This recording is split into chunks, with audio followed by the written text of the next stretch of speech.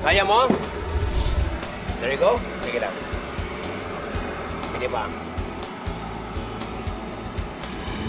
Alright. There you go.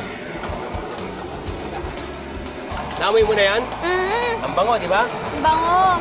Ma-herbs. Tapos, Ito na napaka-simpleng ketchup, no? Hindi mo na kailangan bumili pa ng... hindi mo na pa kailangan mag-effort punta ng supermarket, ng grocery. Hindi na. Ito na. Yan akin na yung tomato. Ito? Kaya mo lahat yan. There you go. Ay! Ay! Sig! Diba?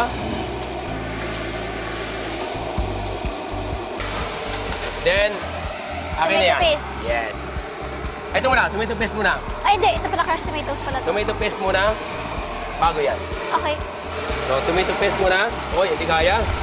Hindi kasha.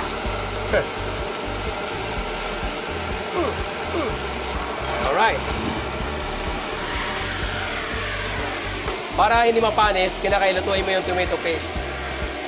Kasi kapag hinalo mo na lang po siyang kusa, Yes. mag-ano siya, madaling na. mapanis. Opo. Crush. Bango. Crush tomato. Reduction na, di ba? Wala nang... Alright. Ilagay natin yan dito.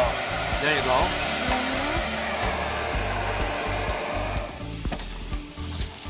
Ngayon, lagyan natin ng sugar. Di ba? Pagka gusto mo matamis, lagyan natin ng sugar. So, depende sa tamis. Mahilig ka ba sa matamis? Yung sakto lang po. O, dalawa. Mm. Yan. Tapos, lagyan natin ng salt. Okay po. Salt High-tech naman ang mga gamit dito. Paano na? Ayun. Ha? Bago? Salt. Tapos, Tapos, lagyan natin ng kunting white pepper. Kunti lang. Yan. Ngayon, pwede mong salain. Pwede mong i-blender kung gusto mo. Ha? so dapat tayo i-blender muna Pwede natin. i-blender, opo.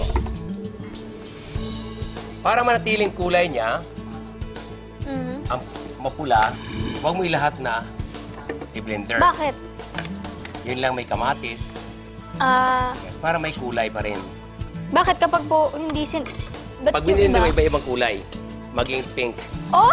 Yes. Ano ba? First time ko makakita ng pink na ketchup. Oo. Tapos igaganon Diba? lang. Yes. Isalain. Masalain ulit natin. Paano gagawin siya? Go, haluin na, haluin. Halo lang, para lumabas yung tunay na kulay.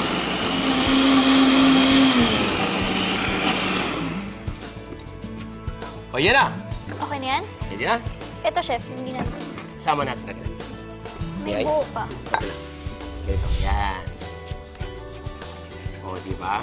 Ang dahilan yan, para yung kulay niya, maging Mas pula. maging red. Yes.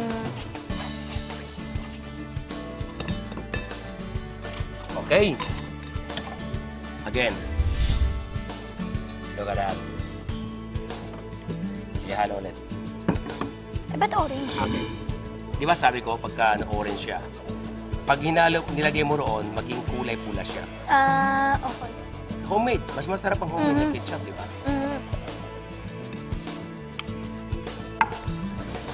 Ketchup! Ayan na siya. Ang galing! Homemade ketchup. At saka kasi ako, chef, mahilig talaga kami sa ketchup. As in, Ah? hindi lang sa chicken, ganyan. Aha. Yun, mahilig ako sa ketchup talaga. Ito na! Pwede mo nang isausaw ang fried chicken mo dito sa homemade na ketchup na ginawa natin via. Yes! O, chef, paano yan? Kain na tayo! Okay na Tara. ito. Meron pa ko ditong natira.